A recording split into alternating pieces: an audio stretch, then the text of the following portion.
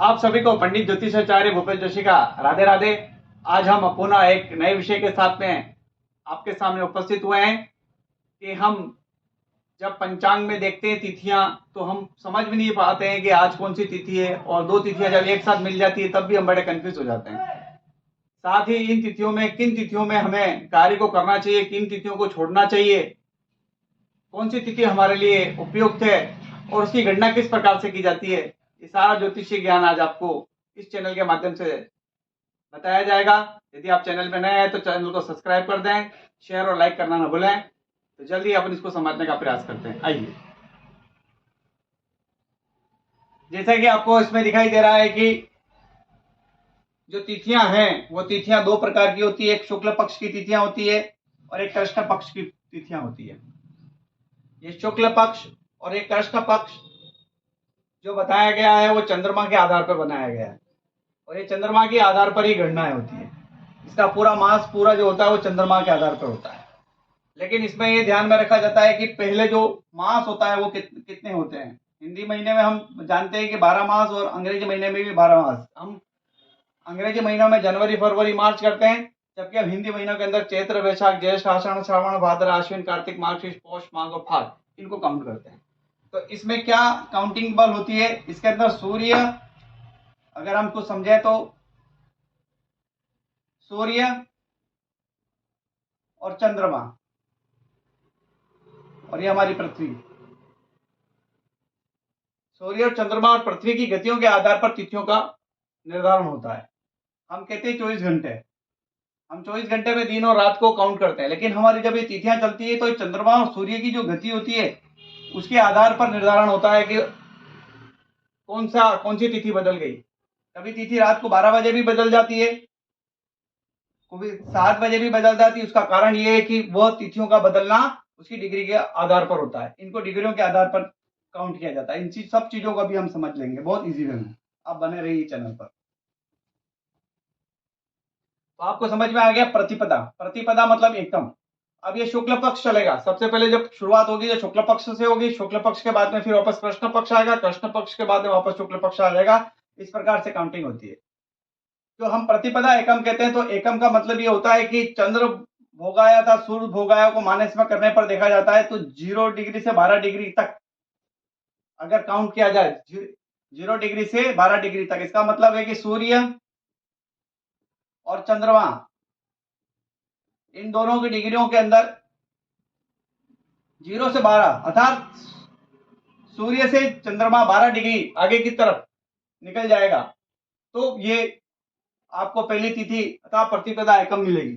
12 degree के बाद में जैसे ही 12 डिग्री को क्रॉस करेगा द्वितीया शुरू हो जाएगी। द्वितीया में भी 12 से लेकर 24 तक डिग्री के अंदर वो द्वितीया रहेगी, और 24 डिग्री से लेकर 36 डिग्री तक तृतीया रहेगी।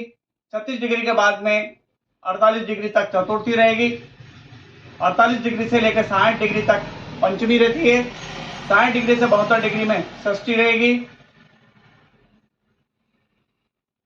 72 डिग्री से 84 डिग्री के बीच में सप्तमी रहेगी। 84 डिग्री से 96 डिग्री के बीच में अष्टमी रहेगी। फिर 96 डिग्री से लेकर 108 डिग्री के बीच में नवमी रहेगी। 108 से 120 डिग्री के बीच में दसवीं रहेगी। 120 से 132 में एकादशी रहेगी। 132 से 144 डिग्री में द्वादशी रहेगी। 144 से 156 डिग्री के बीच में त्रयोदशी, और 156 से 168 डिग्री के बीच में चतुर्दशी, और 168 से लेकर 180 डिग्री तक पूर्णिमा आ जाएगी। जब पूर्णिमा आएगी इसका मतलब ये हमारी पृथ्वी है, सूर्य और ये चंद्रमा, इन दोनों के बीच में 180 डिग्री का कोण बन जाएगा। जब दोनों के बीच में 180 डिग्री का कोण बन जाएगा तो यहाँ पर पूर्णिमा आ जाएगी। पूर्णिमा के बाद में हम देखेंगे कि ये सूर्य की तरफ वापस बढ़ना शुरू करेगी। सूर्य की तरफ बढ़ना शुरू करेगी तो सूर्य की आगे की तरफ बढ़ेगी तो 180 डिग्री से लेकर, अब ये जैसे पूर्णिमा आती है, पूर्णिमा के बाद में पक्ष बदल जाता है, पक्ष बदल कर वो कृष्ण पक्ष हो जाता है। इसको हम वापस 16 तारीख का मतलब यहाँ पर 16वां दिन, 16 दिन का मतलब ये प्रतिपदा हो गई, प्रतिपदा एकम हुई। लेकिन प्रतिपदा प्रथम किसकी हुई? ये कृष्ण पक्ष की हुई। कृष्ण पक्ष शुरू हो जाएगा। जैसे कृष्ण पक्ष शुरू होगा तो 180 से 192 डिग्री के बीच में जब चंद्रमा होगा तो वो कृष्ण पक्ष की एकम होगी। 192 से 104 के बीच में कृष्ण पक्ष की द्वितीया होगी। 204 डिग्री से लेकर 216 के बीच में तृतीया होगी। 216 से 228 के बीच में चतुर्थी होगी।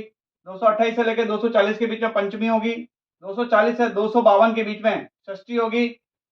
252 से लेकर 264 के बीच में सप्तमी होगी। 264 से लेकर 276 डिग्री के बीच में अष्टमी होगी। 276 से लेकर 288 के बीच में नवमी होगी। 288 से लेकर 300 डिग्री तक दशमी होगी। 300 डिग्री से 312 डिग्री में एकादशी कृष्ण पक्ष की होगी। 312 से लेकर 324 में द्वादशी होगी कृष्ण पक्ष की। 324 से लेकर 336 के बीच में त्रयोदशी होगी और 336 से लेकर 348 के बीच में कृष्ण पक्ष की चतुर्दशी और 368 से लेकर 360 के बीच में होगी तो वो अमावस्या हो जाएगी। इसका मतलब ये चंद्रमा घूमता हुआ वापस यहाँ आ गया और जब इस प्रकार की स्थिति बन जाएगी तो ये अमावस्या की स्थिति बन जाएगी। जैसे अमावस्या बनेगी वापस एकम शुरू हो जाएगा। इस प्रकार से हम देखते हैं कि 30 दिन के अंदर चंद्रमा जो है वो दो पक्षों को बदल देता है। 15-15 दिन के दो पक्ष होंगे और दोनों पक्ष को इसके अंतर्गत काउंट किया जाता है। दोनों पक्षों के अंतर्गत 15-15 दिन होते हैं जिसमें एक में शुक्ल और एक में कृष्ण पक्ष होता है। शुक्ल पक्ष से लेकर कृष्ण पक्ष तक इन तिथियों के माध्यम से ही हम समय का ज्ञात करते हैं और समय को निकालते हैं। इन सब चीजों के माध्यम से ही कि आज कौन सी तिथि आ रही है और कौन सी तिथि को पढ़ने वाली है, किस प्रकार से किया जाता है। इन तिथियों को समझे तो चंद्रमास की 30 तिथियों को शुक्ल पक्ष की 15 और कृष्ण पक्ष की 15, एक तिथि बराबर 12 डिग्री होती है। तो 30 तिथियां जब मिलकर होती है तो 360 होती है। 360 में अगर 30 का भाग लगाएं तो 12 डिग्री, अर्थात 1 डिग्री से 0 डिग्री से लेकर 12 डिग्री तक जब चंद्रमा आगे खिसक जाता है तो एक तिथि बदल जाती है। फिर 12 डिग्री से 24 के बीच में दूसरी तिथि बदल जाती है। इस प्रकार से तिथियों की गणना की जाती है। लेकिन जनमानस में इन तिथियों से ज्यादा प्रभाव वो उस चीजों को मानते हैं कि हमको किन तिथियों में क्या काम करना चाहिए। उन तिथियों को देखा जाए तो ये तिथियों को 5 भागों के अंदर बांटा गया है। जैसे यहाँ पर दिखा गया नंदा, भद्रा, जया, रिक्ता और पूर्णा, ये 5 प्रकार की तिथियां हैं। इन 5 तिथियों के अंदर इन सभी तिथियों को इसके अंदर इंक्लूड किया गया है। ये नंदा, भद्रा, जया, रिक्ता और पूर्णा के अंतर्गत दोनों को काउंट किया गया है, अर्थात कृष्ण पक्ष भी है और साथ साथ में शुक्ल पक्ष भी है। इसका मतलब यदि कृष्ण पक्ष की या शुक्ल पक्ष की एकम, षष्ठी और एकादशी है तो वह नंदा में जाएगी। कृष्ण पक्ष और शुक्ल पक्ष की द्वितीया, सप्तमी और द्वादशी भद्रा में जाएगी। कृष्ण पक्ष की और शुक्ल पक्ष की तृतीया, अष्टमी और त्रयोदशी जया में जाएगी। कृष्ण पक्ष और शुक्ल पक्ष की चतुर्थी, नवमी और चतुर्दशी रिक्ता में जाएगी। और कृष्ण और शुक्ल पक्ष की पंचमी, दसवीं और पूर्णिमा और साथ में अमावस्या, क्योंकि दोनों आएंगे 15 तारीख को, 15 के अंदर। तो एक बार पूर्णिमा आएगी फिर एक बार अमावस्या आएगी, तो ये पूर्णा में जाएगी। अब इसमें हमको कैसे काम करें, अगर हम कोई शुभ काम करने जा रहे हैं तो हमें ध्यान में रखना चाहिए कि हमें एक तो ये रिक्ता है, इसको छोड़ देना चाहिए। अर्थात 4, 9 और 11 तिथियां जो है वो हमारे लिए शुभ नहीं मानी जाती है। रिक्ता का मतलब होता है रिक्त अर्थात खाली, ये खाली तिथियां मानी गई है। साथ ही 15 तारीख को यदि अमावस्या है तो हमें अमावस्या को भी छोड़ देना चाहिए। अमावस्या के दिन पितृ की जो प्रॉब्लम है, पितृदोष से अगर प्रॉब्लम आ रही है तो दक्षिण पश्चिम के दिशा के अंदर आप तेल के दीपक के माध्यम से पितृदोष को दूर कर सकते हैं। ये वीडियो भी मैंने इसके अंदर बताया गया है, अगर आप डिस्क्रिप्शन बॉक्स में देखोगे तो आपको मिल जाएगा। अमावस्या को छोड़ने के साथ साथ ये नंदा की प्रथम ध्यान रखिएगा, क्योंकि दोनों यहाँ पर चंद्रमा कमजोर होता है। नंदा की प्रथम तिथि के अंदर चंद्रमा कमजोर होता है, क्योंकि चंद्रमा सूर्य के साथ में होता है। जब चंद्रमा सूर्य के साथ में होता है तो चंद्र अस्त होता है। जैसे चंद्र अस्त होता है तो हमें प्रथम तिथि अर्थात प्रतिपदा को भी छोड़ देना चाहिए किसी कार्य के लिए। तो क्या यूज करें, हम यूज कर सकते हैं, आप भद्रा को यूज कर सकते हैं, आप पूर्णा को यूज कर सकते हैं और जया, इन सब के अंदर जो है वो अच्छी मानी गई, इसको शुभता प्रदान करने वाली मानी गई है।